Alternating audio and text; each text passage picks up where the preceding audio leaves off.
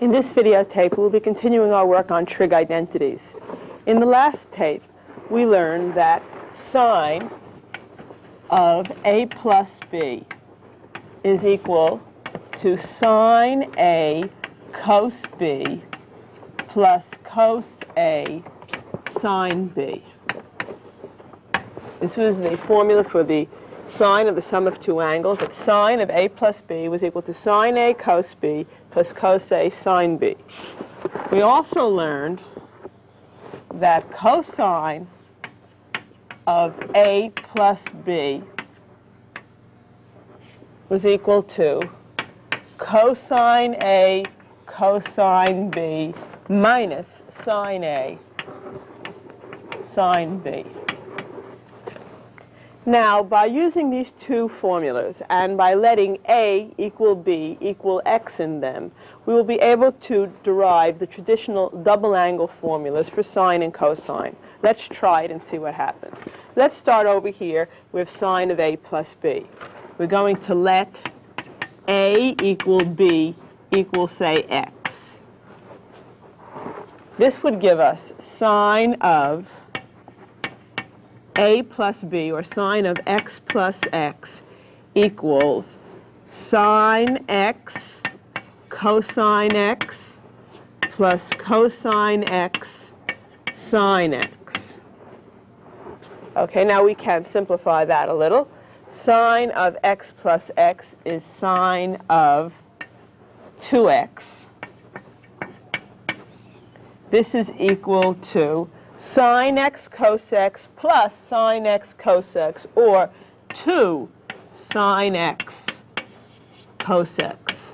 And here we have the double angle formula for sine. We call it the double angle formula for sine because if you know something about the sine and cosine of a certain angle x, using this formula it is possible to get the sine of 2 times the angle x, or the sine of double the angle x.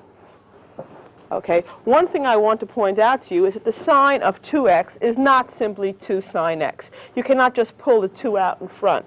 We see here that the sine of 2x is not 2 sine x, but rather 2 sine x cosine x. This is known as the double angle formula for sine.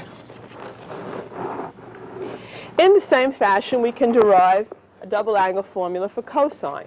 We start with the formula for cosine of a plus b, and once again we let a equal b equal x in this formula.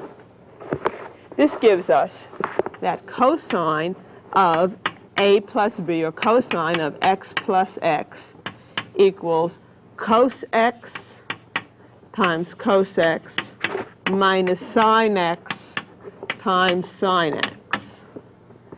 Cos x minus sine x sine x. And simplifying that a little, cosine of x plus x can be written as cosine of 2x. And once again, this is not 2 cosine x, but rather cos x, or cos squared x minus sine x, or minus sine squared x. Cosine of 2x is cos squared x minus sine squared x. When you're writing this down in your notes, please be careful. This is cosine of 2x. The 2 and the x are on the same level. These 2's, however, represent exponents. Okay? This is cosine of x quantity squared. This is a power. This 2 should not be written down on the same level with the x. And here we have the double angle formula for cosine.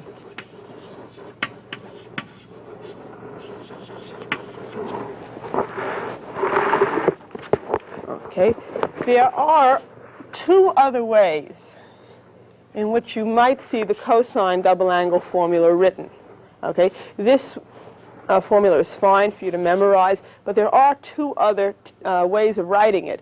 One strictly in terms of sine and one strictly in terms of cosine. And the way we get them is to make use of the Pythagorean identity, namely that sine squared x plus cos squared x is equal to 1. Okay, we know that to be true. Okay, first thing we're going to do, one way, we're going to let sine squared x equal 1 minus cos squared x. Okay, and write cosine 2x strictly in terms of cosine of x. Okay, over here, sine squared x is 1 minus cos squared x. And since cosine of 2x is cos squared x minus sine squared x, we can substitute in this value for sine squared x to get another expression for cosine of 2x. Let's try that. This is what we have so far. Cosine of 2x is cos squared x minus sine squared x. But we know that since sine squared x plus cos squared x equals 1, sine squared x is 1 minus cos squared x. So we take this value for sine squared x and substitute in here, giving us that cosine of 2x is cos squared x minus sine squared x. But for sine squared x, I'm going to write 1 minus cos squared x. So cosine of 2x is cos squared x minus sine squared x, but I've replaced sine squared x by what it's equivalent to here, 1 minus cos squared x. This gives us that cosine of 2x is cos squared x minus 1 minus a minus plus cos squared x. Don't forget to distribute the minus sign all the way through the parentheses, giving us now cosine of 2x equals cos squared x plus cos squared x, or 2 cos squared x minus 1. This is an alternate form for the double angle formula for cosine. There are times when it's convenient to write it in this form. Okay? In the same fashion, we could start with the formula that we have here. Cosine of 2x is cos squared x minus sine squared x. And this time, replace cos squared x by what it's equivalent to in terms of sine squared. In other words, cos squared x is 1 minus sine squared x. Just like over here, we have sine squared plus cos squared is 1, and we said, well, sine squared x is 1 minus cos squared x. We could have said cos squared x is 1 minus sine squared x. But cos squared x is 1 minus sine squared x. So we can write this as cosine of 2x is cos squared x minus sine squared x, or 1 minus sine squared x minus sine squared x. Cos squared x I've written as 1 minus sine squared x and then minus sine squared x. So it's cos squared x minus sine squared x, where cos squared x has been replaced by the 1 minus sine squared x. This gives us cosine of 2x is 1 minus sine squared x minus sine squared x. And finally, that cosine of 2x is 1 minus 2 sine squared x. And here is the third way in which we can write the double angle formula for cosine. Okay, so just to remind you, we started out and we got that cosine of 2x was cos squared x minus sine squared x. By making use of the identity sine squared x plus cos squared x equals 1, it is possible to write this expression strictly in terms of cosine or strictly in terms of sine. Okay, we have three equivalent expressions for cosine of 2x. I would not recommend, say, memorizing all three of them. If you know cosine 2x, you could always get the other two anytime you needed them. Okay, I would like to take the second two expressions for cosine of 2x, and write them down and show you how we can develop the half-angle formulas for sine and cosine from these. Okay, so let me write them down over here. Cosine of 2x is 2 cos squared x minus 1. Cosine of 2x is 1 minus 2 sine squared x. Okay, what I would like to do in order to get the half-angle formulas is to solve this one here on the left, to solve this one for cos squared x. Okay, we have cos 2x is 2 cos squared x minus 1. I would like to solve for cos squared x. Here, in particular, be very careful that you distinguish between 2x and cosine squared x. Okay, to solve for cos squared x, I will first add 1 to both sides, and I will get that cosine of 2x plus 1 is equal to 2 cos squared x. Okay. You can either put the parentheses in or leave it out. It's obvious that 2x is the argument of cosine here. Cosine of 2x plus 1 is equal to 2 cos squared x. And if we would like to solve for cos squared x, we simply divide both sides of this equation by 2. And we get cosine of 2x plus 1 over 2 is cos squared x. Okay, or writing it the other way, cos squared x is 1 plus cosine 2x over 2.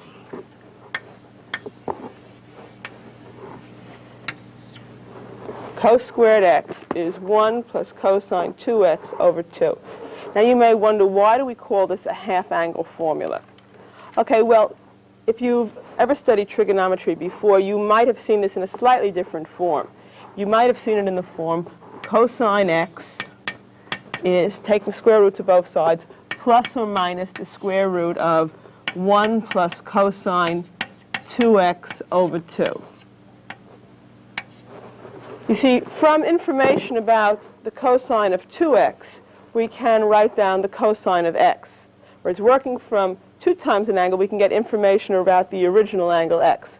So in other words, we call this a half-angle formula because starting from this angle, 2x, we get information about half of that angle, namely x. Very often when it appears in Trig review books, it's written a slightly, one more adaptation on this. We let's say theta equal 2x. Theta could represent some other angle. Theta is 2x. And then x is theta over 2. We let 2x be equal to theta, and then dividing both sides by 2, theta over 2 is x. And this is in the form then cosine of x, which is theta over 2. Cosine of theta over 2 is plus minus the square root of 1 plus cosine 2x, but that's just theta, all divided by 2. And this says it clearly that if you know, say, the cosine of some angle theta, you can then get the cosine of half the angle theta. So this is a half-angle formula. However, in the boxed-in form, okay, this will be the most convenient form to have it in for those of you who are going to go on and study calculus, using them in this form. Cos squared x is 1 plus cosine of 2x divided by 2. Okay, but for those of you who have seen it in slightly other form, this form is, of course, equivalent to this one. Okay, in the same fashion, we can get a half-angle formula for sine by starting with the other version of cosine 2x, and this time trying to solve for sine squared x. Okay, let's do that. First, I'm going to add 2 sine squared x to both sides. 2 sine squared x plus cosine of 2x is equal to 1. I've added 2 sine squared x to both sides. Now I'm going to subtract cosine 2x from both sides. 2 sine squared x is 1 minus cosine of 2x. And now, finally, I'm going to divide both sides by 2 to give me that sine squared x is 1 minus cosine 2x over 2. Remember, you can leave out the parentheses here. 2x is the argument of cosine. And we have now a formula. Sine squared x is 1 minus cos 2x over 2, and cos squared x is 1 plus cos 2x over 2. The only difference for the sine squared and the cos squared is this minus changes to a plus here. And here we have, these are half-angle formulas.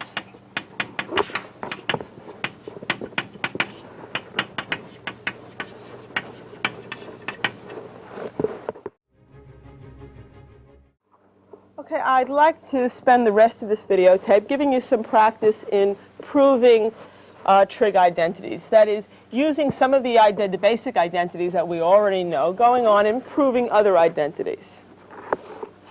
Okay, let's start with a fairly simple example. I would like you to prove that cosine of 2x over cosine squared x is equal to 1 minus tan squared x. And we'll only be using identities that we've developed in the past few tapes, the double angle formulas for sine and cosine, the Pythagorean identities, the quotient identities, the reciprocal relations, things like that.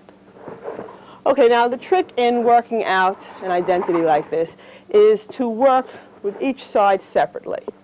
Okay? You don't multiply both sides or something by the same quantity because you don't know that this is true yet. We would like to prove that this is equal to this. So you work independently with the left side and the right side. And a very common thing is to try, a common way of handling this kind of problem is to try to get everything in terms of sines and cosines. People feel more familiar with that. And sines and cosines say of just x rather than of 2x. So the first thing we're going to do is replace cosine 2x by what it's equivalent to in today's lesson. We saw that cosine 2x is cos squared x minus sine squared x. Cosine 2x, you could have written in any of the three versions and worked it out, but this is fairly straightforward. Cosine of 2x is cosine squared x minus sine squared x. Now, here we have two terms in the numerator divided by this cos squared x. When you have a situation like this, it's sort of like a minus b over c. You can break it up and put each term in the numerator over the same denominator. Break it up, put each term in the numerator over the common denominator. A over c minus b over c. A minus b over c is a over c minus b over c. You can break up numerators but not denominators. And this is just what we have here. So I'm going to write this as cos squared x over cos squared x minus sine squared x over cos squared x.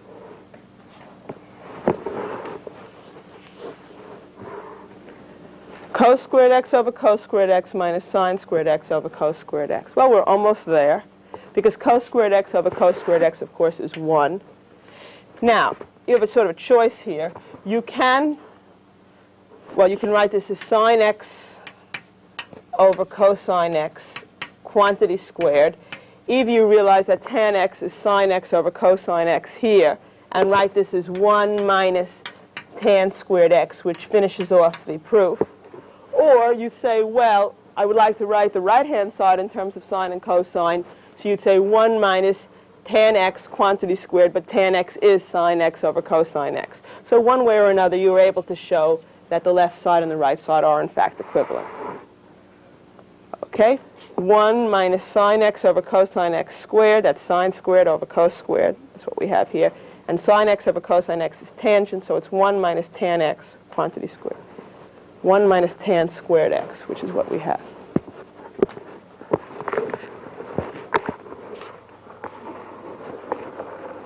Okay, I'd like to do one more of these identities with you before we're finished today. Prove that cosine of 2x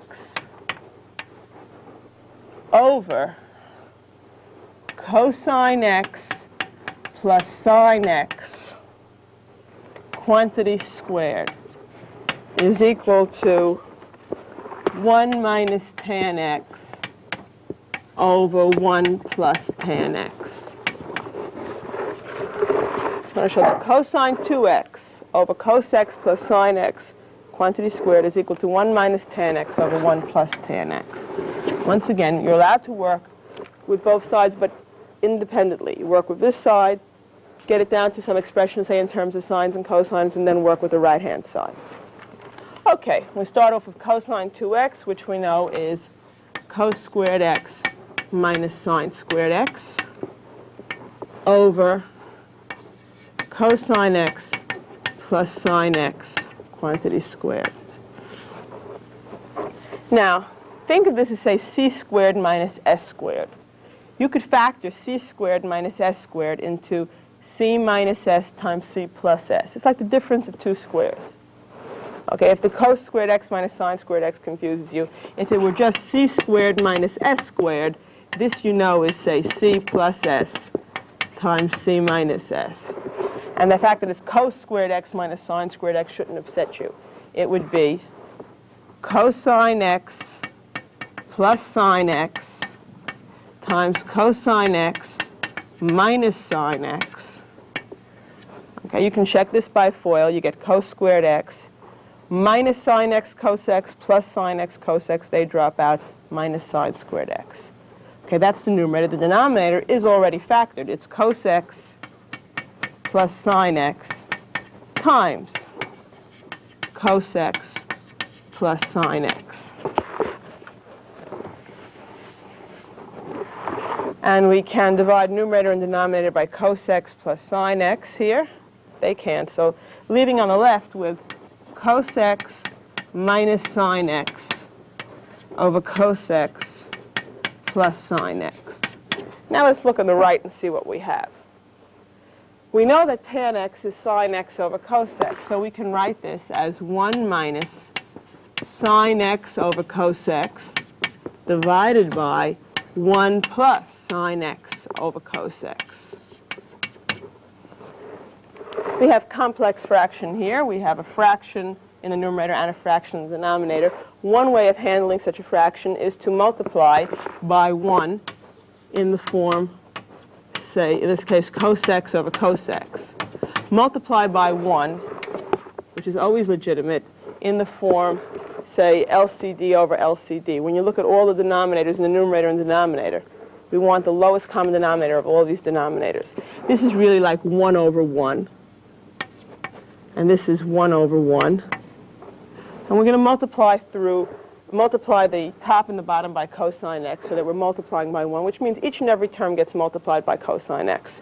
So we get 1 times cosine x minus sine x over cosine x times cosine x. The cosine x's cancel. We just have minus sine x. In the denominator, we have 1 times cosine x, which is cosine x, plus sine x over cosine x times cosine x. The cosine x's cancel, plus sine x. And we see that we do have the same thing on the left side and the right side. So since the left side is equal to this and the right side is equal to this, and these two things are equal, we have proven the identity to be true. As I mentioned before, one way of handling these identities is try to get everything into sines and cosines. Okay, and get rid of the double angle. If you see, say, for example, we only have the angle x here, then clearly you don't want the angle 2x here. So use the double angle formula to get out of cosine 2x. Okay, and this brings us to the end of this videotape.